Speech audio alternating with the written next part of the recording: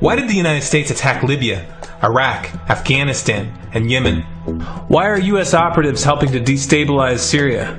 And why is the United States government so intent on taking down Iran, in spite of the fact that Iran has not attacked any country since 1798? And what's next? What are we headed for? When you look at the current trajectory that we're on, it doesn't make any sense at all if you evaluate it based on what we're taught in school. And it doesn't make any sense if you base your worldview on the propaganda that the mainstream media tries to pass off as news. But it makes perfect sense once you know the real motives of the powers that be. In order to understand those motives, we first have to take a look at history. In 1945, the Bretton Woods Agreement established the dollar as the world reserve currency, which meant that international commodities were priced in dollars.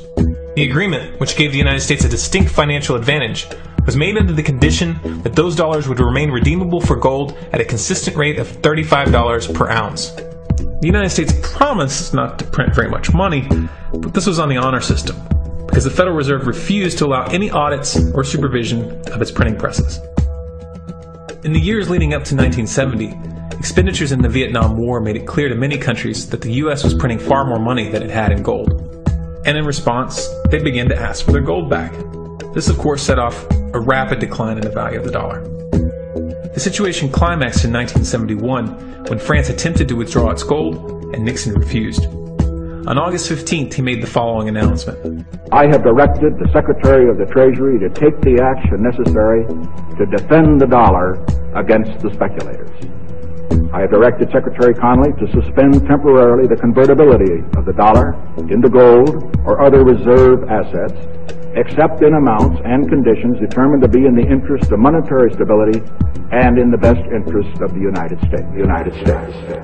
This was obviously not a temporary suspension, as he claimed, but rather a permanent default. And for the rest of the world who had entrusted the United States with their gold, it was outright theft. In 1973, President Nixon asked King Faisal of Saudi Arabia to accept only U.S. dollars as payment for oil and to invest any excess profits in U.S. Treasury bonds, notes, and bills. In return, Nixon offered military protection for Saudi oil fields.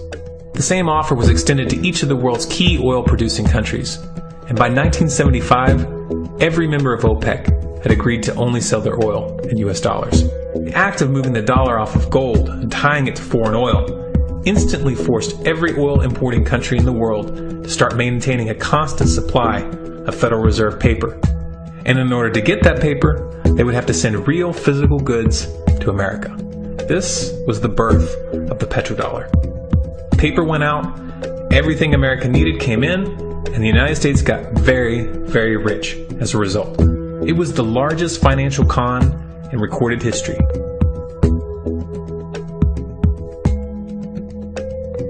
The arms race of the Cold War was a game of poker.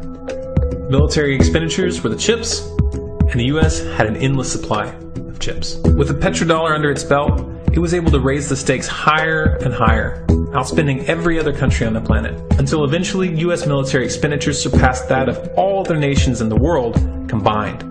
The Soviet Union never had a chance. The collapse of the communist bloc in 1991 removed the last counterbalance to American military might. The United States was now an undisputed superpower with no rival.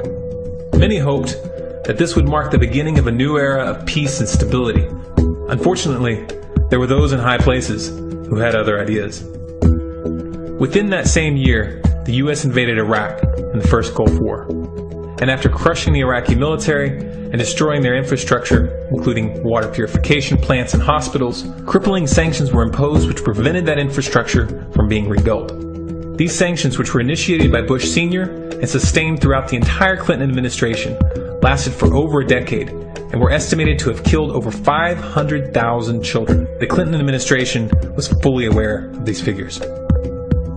We have heard that 500,000 children have died. I mean, that's more children than died in Hiroshima. And you know, is the price worth it? I think this is a very hard choice, but we think the price is worth it. Miss Albright, what exactly was it that was worth killing 500,000 kids for? In November of 2000, Iraq began selling its oil exclusively in euros. This was a direct attack on the dollar and on U.S. financial dominance, and it wasn't going to be tolerated. In response, the U.S. government, with the assistance of the mainstream media, began to build up a massive propaganda campaign claiming that Iraq had weapons of mass destruction and was planning to use them. In 2003, the U.S. invaded, and once they had control of the country, oil sales were immediately switched back to dollars. This is particularly notable due to the fact that switching back to the dollar meant a 15 to 20% loss in revenue due to the euro's higher value. It doesn't make any sense at all unless you take the petrodollar into account. So I came back to see him a few weeks later, and by that time we were bombing in Afghanistan. I said, "Are we still going to war with Iraq?" And he said, "Oh, it's worse than that." He reached over on his desk, he picked up a piece of paper, he said, I just got this down from upstairs," meaning the Secretary of Defense's office today, and he said, "This is a memo that describes how we're going to take out 7 countries in 5 years, starting with Iraq and then Syria, Lebanon, Libya, Somalia, Sudan, and finishing off Iran. Let's take a look at the events of the past decade and see if you see a pattern.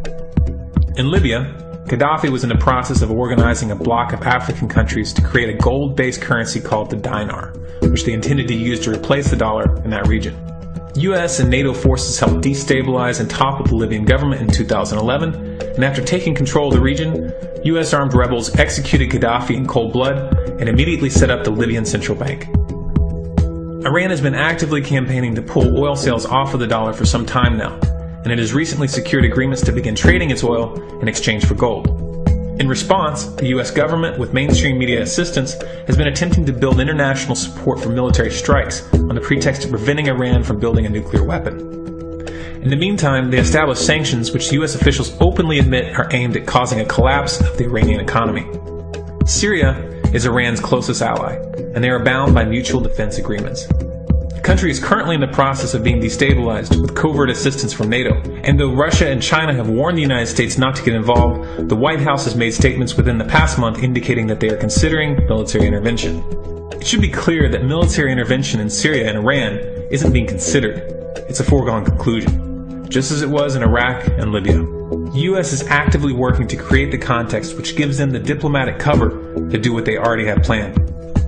The motive for these invasions and covert actions becomes clear when we look at them in their full context and connect the dots. Those who control the United States understand that even if a few countries begin to sell their oil in another currency, it will set off a chain reaction and the dollar will collapse. They understand that there is absolutely nothing else holding up the value of the dollar at this point, and so does the rest of the world. But rather than accepting the fact that the dollar is nearing the end of its lifespan, the powers that be have made a calculated gambit. They have decided to use the brute force of the U.S. military to crush each and every resistant state in the Middle East and Africa. That in itself would be bad enough, but what you need to understand is that this is not going to end with Iran. China and Russia have stated publicly and on no uncertain terms that they will not tolerate an attack on Iran or Syria. Iran is one of their key allies, one of the last independent oil producers in the region, and they understand that if Iran falls, then they will have no way to escape the dollar without going to war. And yet the United States is pushing forward in spite of the warnings. What we are witnessing here is a trajectory that leads straight to the unthinkable. It's a trajectory that was mapped out years ago in full awareness of the human consequences. But who was it that put us on this course? What kind of psychopath is willing to intentionally set off a global conflict that will lead to millions of deaths just to protect the value of a paper currency? It obviously isn't the president. The decision to invade Libya, Syria, and Iran was made long before Obama had risen to the national spotlight. And yet, he's carrying out his duty just like the puppets that preceded him. So who is it that pulls the strings? Often the best answer to questions like this are found by asking another question. Qui bono? Who benefits? Obviously, those who have the power to print the dollar out of thin air have the most to lose if the dollar were to fall. And since 1913, that power has been held by the Federal Reserve. The Federal Reserve is a private entity owned by a conglomerate of the most powerful banks in the world. And the men who control those banks are the ones who pull the strings. To them, this is just a game. Your life and the lives of those you love are just pawns on their chessboard. And like a spoiled 4-year-old who tips the board onto the floor when they start to lose, the powers that be are willing to start World War III to keep control of the global financial system. Remember that when these wars extend and accelerate. Remember that when your son or your neighbor's son comes back home in a flag-draped coffin. Remember that when they point the finger at the new boogeyman, because the madmen who are running this show will take this as far as you allow them to. So how much time do we have left? It's a question I hear constantly, but it's the wrong question. Asking how much time we have left is a passive posture. It's the attitude of a prisoner who's waiting to be taken out to a ditch and shot in the back of the head. What are our chances? Can we change course? Also the wrong question. The odds don't matter anymore. If you understand what we're facing, then you have a moral responsibility to do everything in your power to alter the course that we're on, regardless of the odds. It's only when you stop basing your involvement on the chances of success that success actually becomes possible. To strip the ill-begotten power from the financial elites and to bring these criminal cartels to justice will require nothing less than a revolution. The government is not going to save us. The government is completely infiltrated and corrupt to the core. Looking to them for a solution at this point is utterly naive. There are 3 stages of revolution, and they are sequential. Stage 1 is already underway. Stage 1 is the ideological resistance. In this stage, we have to actively work to wake up as many people as possible about what is happening and the direction we're headed. All revolutions originate from a shift in the mindset of the population, and no other meaningful resistance is possible without it. Success in this stage of the game can be measured by the contagion of ideas. When an idea reaches critical mass, it begins to spread on its own and seeps into all levels of society. In order to achieve that contagion, we need more people in this fight. We need more people speaking out, making videos, writing articles, getting this information onto the national and international stage. And we especially need to reach the police and the military. Stage 2 is civil disobedience, also known as nonviolent resistance. In this stage, you put your money where your mouth is, or more accurately, you withhold your money and your obedience from the government, and you do everything in your power to bring the gears of the state to a halt. Practiced in mass, this method alone is often enough to bring a regime to its knees. However, if you fail at this stage, Stage 3 is inevitable. Stage 3 is direct physical resistance. Direct physical resistance is the last resort, and it should be avoided and delayed as long as possible. And it should only be invoked after all other options have been thoroughly exhausted. There are those who talk tough and claim that they will resist when the time comes. But what those people fail to realize is that if you are inactive during the first 2 stages and save your efforts for the last resistance, then you will fail. When the Nazis were moving door to door, dragging people out of their homes in Germany, that was the time to fight back physically. But due to the lack of ideological resistance and civil disobedience leading up to that moment, even an armed uprising would have likely failed at that point. An armed uprising can only succeed if the people have established an attitude of active resistance. And active resistance is only possible after their minds have broken free from the mainstream propaganda. If you want to fight back, it's now or never. You're not going to get another chance, and the stakes are far higher than they were in Nazi Germany.